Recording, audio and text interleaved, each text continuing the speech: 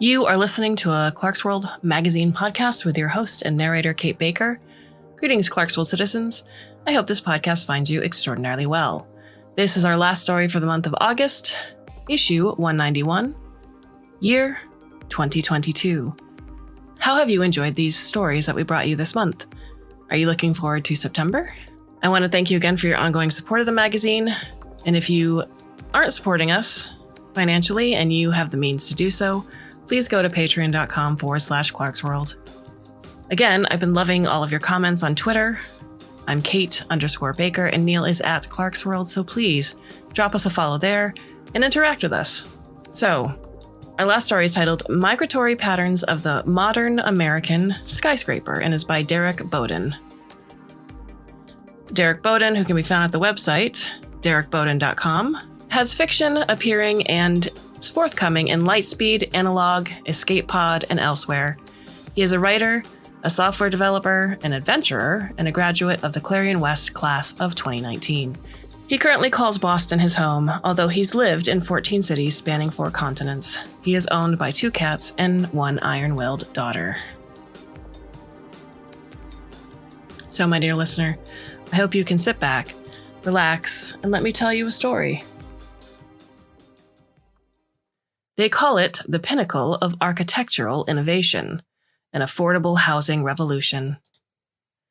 They call it Plexus, and it built this neighborhood in 7 days.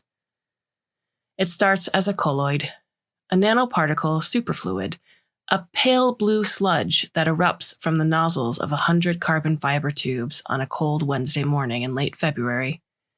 It tumbles over itself in apparent disarray, though there's nothing about the plexus that isn't premeditated down to the molecular level. By nightfall, the foundation is built. By morning, the ground floor. By the 5th of March, a half-dozen glittering new towers stab through the San Jose gloom. 20 units per floor zoned by income bracket, primed to solve the latest housing crisis, to solve the influx of professional talent that pushed us off the peninsula, to solve us. And hallelujah, it works. We pack up our tents, unhitch our campers, roll off our cousin's couch, and straight into a 49th floor interior unit with molded cabinets and biometric locks. Every inch of it plexus-born. It's hard to believe the hot water taps are made from the same nanoparticles as the door frames. And to be fair, they aren't exactly, but the details don't bother us much because we're home at last. Tina organizes a party that spans 3 floors. Gretchen brings 400 tamales, give or take. Darpin borrows the karaoke rig from his sister's restaurant, along with enough coconut lattice to rot every last tooth out of our gums. And we dance until the sunrise. Those of us lucky enough to have stable gigs stagger to the VTA station with bleary eyes and hopeful grins. It's our little paradise for a month and a day. Then come the whispers. Javier hears them first, working the graveyard at the call center. Says the board at Max Money's landed a sweet spot for their new headquarters, struck a deal with the Plexus CEO who struck a deal with the city, and now Tower A is slated for relocation to somewhere in Madrona. And even though the headquarters will hardly encompass a city block, all those eager workers need somewhere to hang their hats, right? Live where you work is the motto around here. So to make room for the inbound luxury condos, towers B through F are following their sister down south. There's no light rail through Madrona, but they tell us the commute by bus is only an hour and change. And the alternative is there is no alternative. Remember the relocation clause in your agreement, page 422, they say. So by week's end, our bags are packed. The plexus comes down even quicker than it went up. Like towers of salt in the rain, our newfound homes just melt away. Crews suck it right back into their nozzles and rumble to a dusty stretch in downtown Madrona. Spit it all out, and in 9 days we're moving back in. Hallelujah. Home again. Tina hosts a subdued happy hour. We're not sure if this qualifies as a housewarming, and we're all a little nervous about jinxing it, but there's Miller High Life in the fridge and some leftover street tacos from God knows where, and we make the best of an awkward time. Next morning, well, Turns out an hour and change means something different to everyone. But there isn't much work in Madrona, and we're not about to take a roof overhead for granted. So we suck it up and use the 3-hour, 40-round trip each day to grab some shut-eye, study for night school. We're old pros at finding the silver lining, you know. And truth be told, we've come to love our plexus homes. The floor under our calloused feet, the halls our children run through. It's a part of us now, and we're a part of it.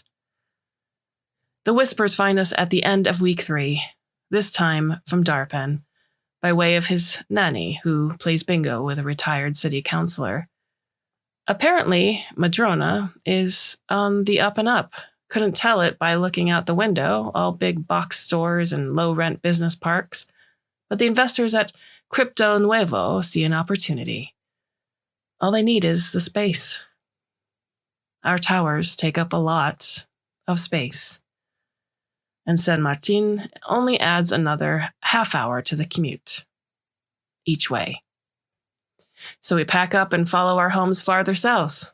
San Martin was mostly farmland before the last expansion. Now it's a patchwork of outlet malls and drab apartment buildings. A zoning issue forces corporate to re-envision our 6 towers into a dozen mid-rises and a 4-story annex. But our plexus is crafty, just like us, and pretty soon we're home again. This time we forego the party. Some of us lost our jobs during the moves, and the rest of us have to budget in an extra hour for transit come morning. At least we've got our trusty plexus to come home to at the end of the weekend double. That is, until we don't. It happens 2 weeks after our move to San Martin. This time, nobody's expecting it. No whispers, no press release buried in the Mercury News, no email from corporate. 1 minute, we're scrubbing mac and cheese off the casserole dish. Next minute, the walls are coming down, like a superfluid indoor waterfall. Like a flood. We get out, all of us, a miracle in itself, before the whole complex deconstructs into a frothy sludge before our shock-wide eyes. We catch glimpses of our belongings in the fray, sofas and silverware in half-unpacked boxes, but just as quick they're gone. The plexus flood carries it down Monterey, cleaving traffic like a regular nanotech Moses. We watch our homes turn left on 10th. Tina calls HUD. HUD says check your eyes, no relocation on the books this month. We stand around the empty lot across from the other empty lots, gauging our collective best interests. It's hot and dry and the graveyard shift starts in an hour. Our eyes say, too late for that now. We pile into our cars, our sisters' and neighbors' cars, and we follow our homes out of town. The plexus has a jump on us, though, and our caravan is shabby and slow. By the time we cross the 101, the retreating flood is a pale blue surge on the horizon. Once we pass the last fruit stand heading into the valley, there's no sign of it. Yes, there is, says Darpen. Darpen has good eyes. A minute later, we all see it. Up ahead, where the scrub reclaims the highway shoulder, a pale blue obelisk. 4 stories tall, as skinny as Javier's waistline, shimmering in the twilight gloom like a beacon, showing us the way. We press onward, deeper into the valley. Every few miles, we pass another waypoint, an azure sphere balanced on a knuckle of granite, a fountain of translucent superfluids, a big sweeping scythe plunging into the Badlands. With each waypoint, our anticipation grows. Nobody says a word. We don't know where this strange pilgrimage will land us, but we are positively all in. When we round the bend past Bell Station, we rumble to a halt. The highway winds downhill from here, deeper into Pacheco Pass.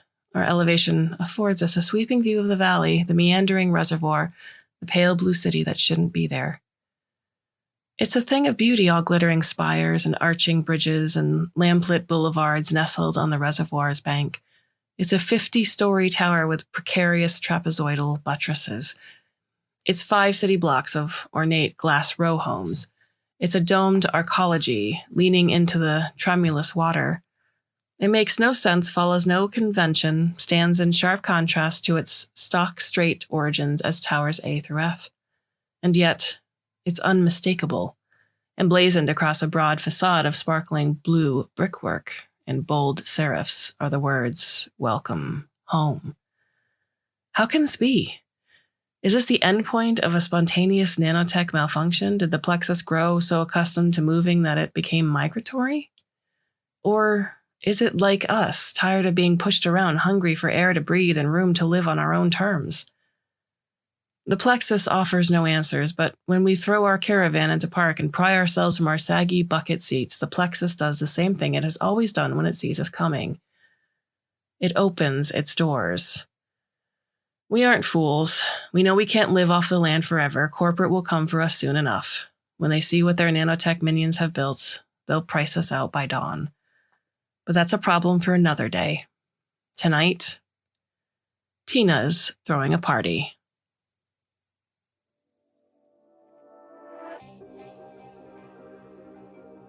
What are your thoughts on the story? You can leave us a comment over on Twitter. I'm Kate_Baker and Neil is at Clarkesworld. Alternatively, you can visit our website, clarkesworldmagazine.com, and that is Clark with an E. Go to the About Us page, and you'll find our contact information there. I hope you've enjoyed these stories for August. We have a new slate of stories coming to you for September. I hope you'll join us then.